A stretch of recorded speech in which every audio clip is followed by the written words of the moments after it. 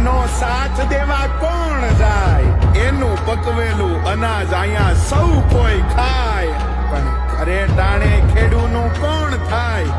એટલે ખેડૂ મનમાં મૂંઝાય, એટલે ખેડૂ મનમાં મૂંઝાય.